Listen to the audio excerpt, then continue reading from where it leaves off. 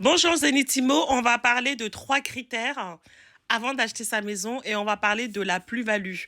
Donc, critère numéro 1 pour pouvoir acheter sa maison, il faudrait bien choisir l'endroit où vous voulez l'acheter. C'est-à-dire, vous allez bien vous géolocaliser, vous allez choisir l'environnement, vous allez choisir le cadre. Vous ne pouvez pas acheter à la montagne si vous aimez la mer, par exemple. Il faut que l'endroit vous plaise parce que c'est un investissement.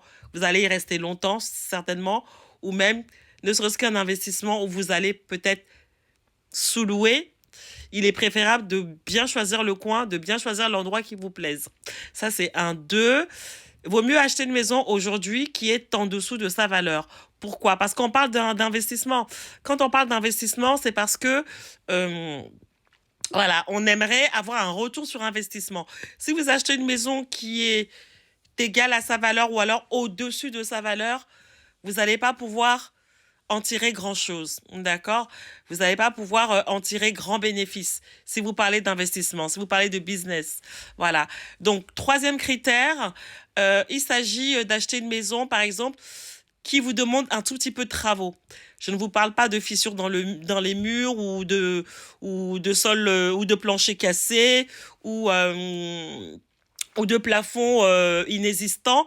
Non, je parle de petits travaux, c'est-à-dire, je ne sais pas, euh, lorsque des fois vous avez une clôture d'une maison, vous avez par exemple les murs qui sont pas en bon état, on peut refaire par exemple la clôture et tout de suite ça redore le blason de la maison. Voilà, donc troisième critère. Et ainsi on va pouvoir faire une plus-value, redonner une plus-value à la maison. La plus-value, euh, ça peut être aussi de faire des travaux plus ou moins conséquents pour une maison que vous aurez peut-être acheté peut-être 200 000 euros et en investissant un tout petit peu, vous pourriez tout à fait revendre cette maison le double par exemple. C'est ça une plus-value, c'est-à-dire étudier la maison, étudier le bien pour pouvoir en fait euh, en tirer un bon bénéfice. Voilà, c'est tout. Donc voilà, c'était tout. 3 critères et plus-value pour aujourd'hui. C'était Zenitimo.